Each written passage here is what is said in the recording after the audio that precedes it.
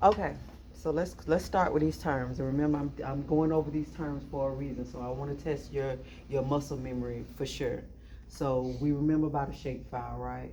So what's the major points about a shapefile? For one, I want y'all to know that it's not banned, but it's not efficient either. Now, with that being said, why am I saying that? It has a bunch of component files you have to properly point to for it to work. Right, it's like 5 to 7 files depending on what type of data it is. And you forget any of that, especially that projection file, ArcGIS won't know what to do with it.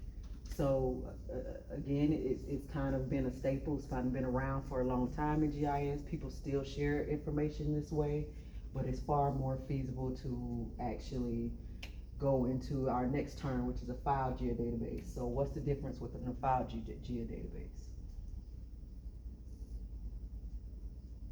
For one, on your computer, what does a file geodatabase look like? One file. It's a file, right? It's a file folder. Now, do you go into a file geodatabase? Do you open that folder? No. No, never open that folder because you can corrupt it. There's nothing feasibly that you can do with the components by just going to File Explorer and opening it up anyway. So that's always a no-no. Always manipulate a file geodatabase within ArcGIS Pro. But it looks just like a file folder, which makes it easy to put on a flash drive, throw on a SharePoint, throw on OneDrive, email, whatever you want to do. It does scale. A 5G database will hold a pretty decent amount of data, but comma quote, it does have its limits. 5G databases are not made for large organizations. They're made for things like we're doing, like classes, or maybe a community project, or something kind of lower scale, or smaller scale. Um, Again, because they do have limits. When you're getting outside of the limit of a 5G database, say you're a city employee, you're working for a utilities company, or what may have you, you'll go into what they actually call relational databases, and that's that SQL Server, that's that Oracle, that's that large terabyte type capacity database. You'll hear the term, and this is not one that you have to remember, but you'll hear the term SDE, or spatial database, and basically that's when you're getting to that, you're more in the SQL Server type things, which has a lot of security and things, because the data that you're manipulating at that point, you is not for Joe citizen, like your address data that has, or your HIPAA data, or things like that you don't want everybody in the company even having access to, that you're going to put restrictions and permissions on. As you can see in the file database, there's no permissions or restrictions, right? If Nick gives it to Alex and puts it on his computer, he can just open it, right? There's nothing's preventing that. When you go into an actual database type, enterprise, SDE, whatever term they want to use, yeah, you have to have credentials. You're logging in and all that type of stuff to keep the right people in and the wrong people out. Feature class and feature layer. What's the difference? Now, we talked about that they pretty much are the same term, right? They're talking about that layer. Now, just in terms, if I was to ask you, if I open a feature class in a map, what then will it be referred to? A feature layer. Because the layer means it's opening up in because it's going to get those layer properties, and that's something we're going to talk about tonight, meaning that symbology, that labeling, that the layer name and all of that stuff. And that's part of that whole map project, package project type of stuff, that whatever I do with that feature layer, if I save it and package it up and send it to somebody else, they can see it the same way I saw it. That's what makes the layer strong, because now we all are seeing the streets black with 4-point labeling and all that kind of stuff. That is very important when I'm just not working by myself.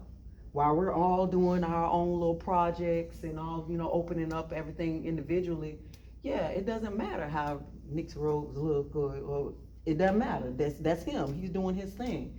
Now, granted, if we all are in the same company, it might be very distracting for me to open up a map. His maps has red streaks and mine has black streaks. We might not draw the same conclusion about the data. And remember, that's the point of all of this. You are telling somebody something, and they need to actually understand. He might open my map and think that because my streets are black, that they're railroads, or that they're sidewalks, or that they're anything else other than streets, just because his streets are red and that's what his eyes are trained to see. So having that feature layer and seeing the same thing becomes very important. But when you're reading, just know that whether it's saying feature layer or feature class, it's talking about those addresses, those streets, those sidewalks, those whatever. The only difference is once it becomes in a map, it becomes a layer. While it's still in the database or while it's still in the file database folder, it's a feature class. And that's how you'll hear them kind of change those terms. What about a data set? We made a feature data set last week. Why?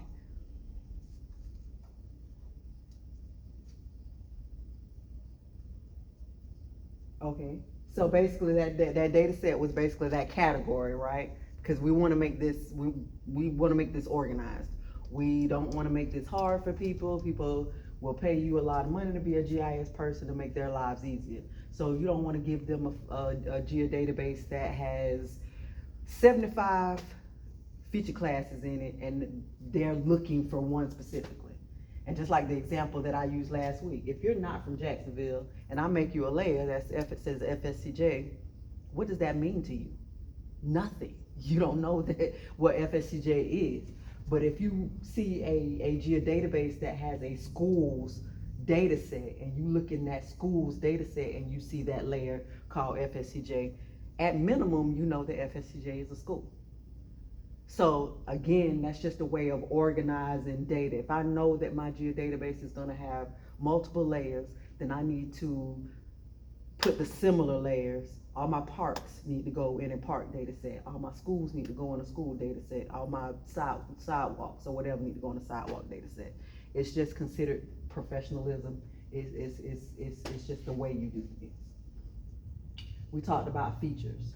Features are those points, lines, and polygons.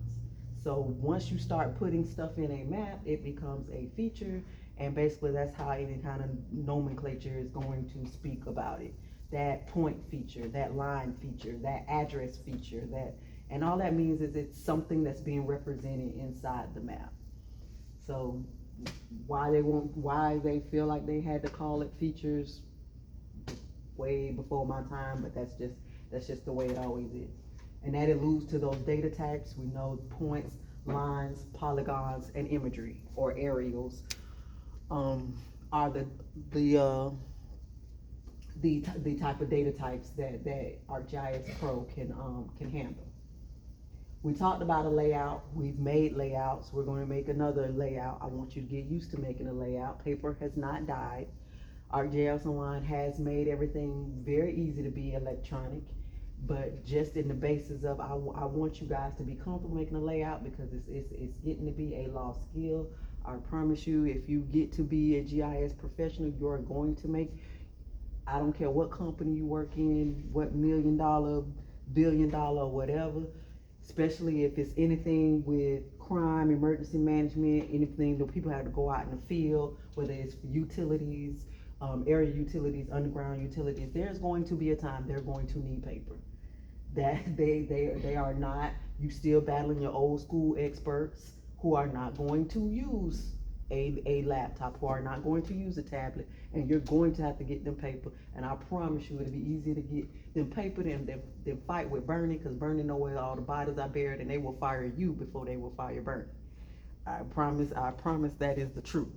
So get comfortable making these layouts. Get comfortable with what belongs in them. You never make a map without a north arrow. You must know where north is. There are times where you make a map where north is not pointing straight up. There's reasons for that based on what you're trying to see. It has a scale. You have to know how this relates to you. Showing this room mapped, at a large scale can be very it could be incorrect. It can give incorrect perception. And it always has to have a title. What are you trying to tell me? How many seconds? 7. After that, you've lost me. I no longer care what you're trying to say, because if it was important, it wouldn't be this complicated. Symbology. So we talked about symbology, we played with symbology. So basically, as you're bringing that information in the map, like I talked about, basically, you're telling somebody something, they need to understand what it is that I was finna say that dead body needs to have that, those crossbones. I'm sorry, I was doing some crime stuff earlier. But basically, it needs to make sense. What am I trying to tell you? And no symbology. If I'm showing you a park, maybe make it green with a nice outline, show a hash with some trees or something like that, make it make sense. We talked about that map package and that project package. Again, this is the efficiency of sharing. How quick do I need you to open this? Is it important for us to see the same thing? Is it important for us to be working with the same data? How variable can that be? That's going to depict where I make that map package, which is just going to reference the data, or that project package, which is going to include the data. The big difference is, if we all work at the same company and we're all using the H drive and everything's always saved on the H drive, then maybe I don't need to make you a project package, because everything's always pointing to the H drive, because there's no other place for it to go. Now, if that's not the case, and you work out your house doing your own thing and you have your own file structure, and you don't work for me, so I can't tell you where to put stuff, then it would behoove me to instead of sending you stuff with a whole bunch of broken links, and we saw those red exclamation points, remember when it didn't know where to find the data?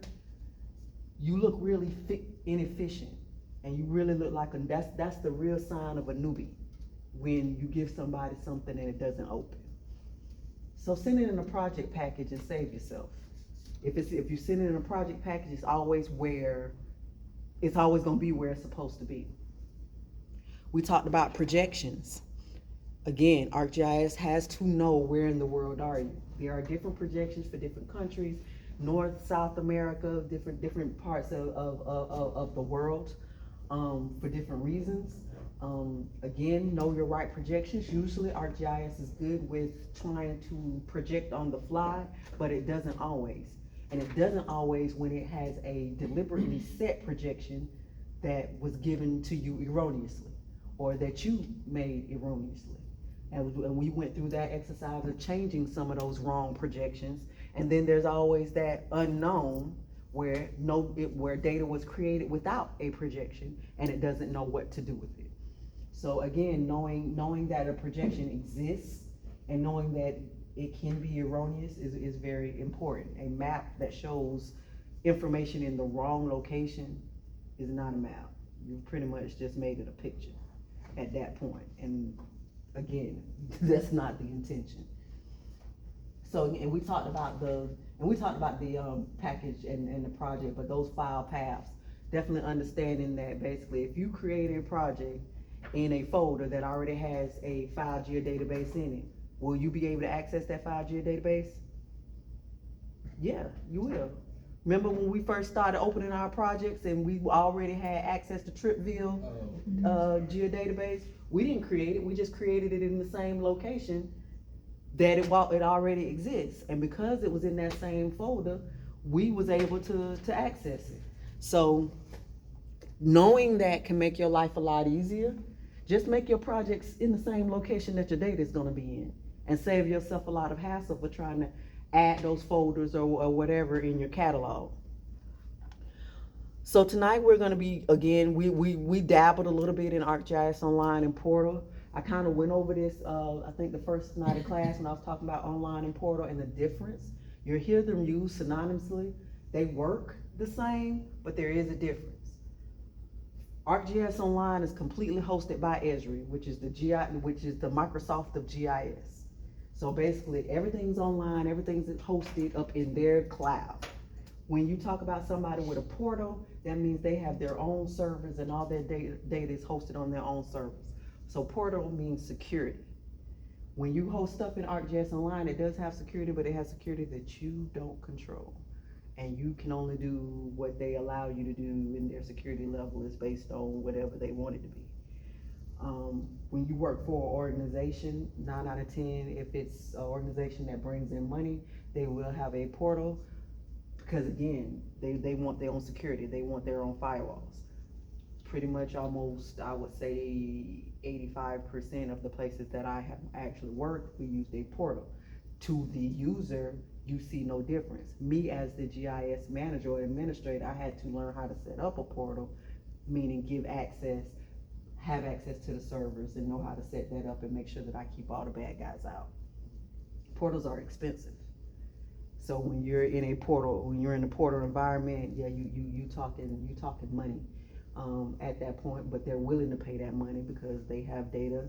This is when you're working with places that get ransomware attacks, and people want to ransom they stuff for millions of dollars. Pay for a portal, maybe $100,000, or pay ransomware for $1 million. Which one you gonna do? Makes perfect sense. They'll buy a portal. We're gonna introduce layer files tonight. Same premise is everything else that we've been doing. When you make when you're opening up a map project or a package project, a layer file basically means that I want to share it with you, and I want you to see it the same way I see it.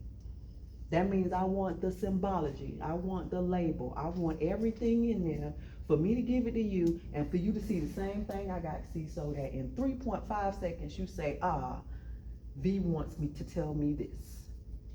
And I didn't have to go through that. And especially if we're all going to be creating the same map, why have 4 or 5 people do the same thing 4 or 5 times?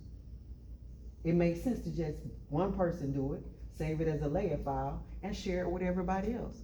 Especially if we're gonna do the same thing next week, and the next week, and the next week.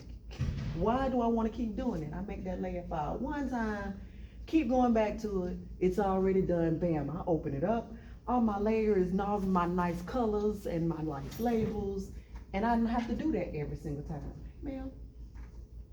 Base maps, we talked about that. Base maps are very important to make your case. I don't want to show aerials of Australia. That's gonna show me a whole bunch of green and blue. Treetops and water. How useful is that? Not very. Not when I'm trying to show census tracts. So your base map that you use is very important. We are going to be using the ones that come out of Esri. So just know, we're using a lot of individual data that makes up a base map. Like we have a street center line layer that we're gonna be using. In most of your base maps, it shows streets. That's why it's important for you to know. If I know I have street data, should I use a base map that has street data? Maybe, maybe not. It depends on if all my street data only concerns one neighborhood and I need to show a whole city. Then maybe I do need that base map, and I just only show my labels of the streets that I have, because my labels are more correct, because that subdivision just got opened last week and Google doesn't have it or Esri doesn't have it. Make those decisions about your base map. So we've all heard about latitude and longitude, but the reason I put this in here, because after 20 some odd years, I still mess this up. I still mess up relating latitude and longitude to X, Y. Because in GIS, it's going to say X, Y, and longitude and latitude, depending on what tool you're using. And I always want to make longitude Y instead of longitude X. I don't know why. It just makes sense to me. But the sooner this is something you need to put into your mental Rolodex. That longitude will serve as your X, latitude will serve as your Y. We're going to use that in the exercise. And I don't know, it's a stumbling block for me. But I usually say, how would I do it? Nope, then it got to be the other way because you got it wrong. But if I haven't done it in a while for a tool, I always get it mixed up. But it's very important that you get X, Y right, and you get lat long in the right way. Because telling those coordinates, putting those coordinates backwards will skew all of your data. And I mean all of it. And if you're using a tool that actually modifies your data by using X, Y, and it changes it, it's not so easy to change it back. You gotta start all the way over with whatever you're doing. And if you got to the point where you think you know what you're doing and you got cocky, I ain't saying that somebody done this before, but I'm just doing a story that you just send your stuff without checking and you can flip everything upside down. That'll be the last thing you think about, the why it did it, and it looks stupid. About 10 years in my career, I did this to a CEO, and it was a humbling moment, very, very much so, because V Hagen got cocky and thought she had been doing this long enough so she didn't have to review her stuff, she could just hit send. Don't do that. I've been humble ever since. Geocode. You will geocode tonight. In this profession, you will geocode a lot. A geocode means I'm going to take some addresses from a table, either an Excel file, a CSV. If you know what you're doing, you can even use a Word file. And I'm going to take this list of addresses and I'm going to make a nice map out of them. And I'm going to use a tool that tells ArcGIS that here's a list of addresses, show those locations on my map. Now the thing about geocoding is you can let and it goes into the next term, a locator. So it has 111 Apple Street. How it needs data to know where to put 111 Apple Street. So basically, Esri has online data where you will try to find 111 Apple Street, Jacksonville, Florida, 32202. I think that's one of y'all zip codes. It'll choose online data to try to find it, or you can tell it, I have an address point layer that has 111 Apple Street in it. Access my layer, find that point, and use it to put these locations on my map. And that's what you do when you create a locator or a geolocator. You're telling it, use my data. Don't use online data. Use my data to find this list of addresses, because I know where this information is better than an online resource. Now, why would you do that? Because Google's pretty good, and Esri is pretty good at finding places. I put in addresses in Google all the time, and it finds it just fine. The reason that you would do this is because maybe in your address layer, you've went through and made sure that every address point is located in the driveway, and that's important to you. Where most likely Esri or Google will put the address on the rooftop. Makes sense. Put it on top of the structure. But for me, because I work in utilities, I need to know where the driveways are. That's very important to me, because maybe I work for Waste Pro, and basically maybe I'm doing the routing for their trucks, and their trucks need to know where they can pick. Most people put their garbage cans by the driveway, right? Maybe I need to know where that driveway is, not that rooftop is, because I'm not gonna pull the truck up to their house, am I? No, I'm staying on the street. I need to know where the driveway is. So my information is where I need it to be. So don't use the online information, use my information, because it's tailored to what I'm trying to do. If that's the case, then you're going to make your own locator and tell GIS, don't go to Esri's cloud, use my information. And that way, all of these locations that you find, you'll put them at the driveway entrance like I need it, and I won't have to move that stuff later. Because what if I have a list of 1,000 locations that I need you to find for me? Do I really want to move 1,000 points to the driveway? No, I want you to just do it, because I already did that one time already. So that's what I want you to use.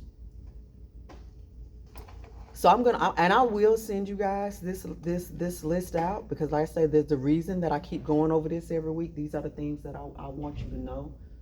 But truly, outside of a test, these are the things that I want you to understand. These are the things that I want to be second nature to you, that when you hear these terms, you pretty much, even if you can't blurt out a definition, in your mind, you can comprehend what I'm talking about, and actually be nodding and be like, yeah, I knew that. I might couldn't come up with it the same way or articulate it the same way, but I knew that. If you don't understand these things, please, please, please don't sit here and just head nod with me. Please don't. Please catch me, text me, send me an email if you don't want to talk about it in class or whatever, and be like, I heard you, but when it came down to it and I saw it, it didn't make no sense to me. Because if you don't get this part, I can't take you where I want you to go. My goal is not for you just to get the certificate. My goal is if you want to do this, you'll be employable. So, like I say, it don't do me or you any good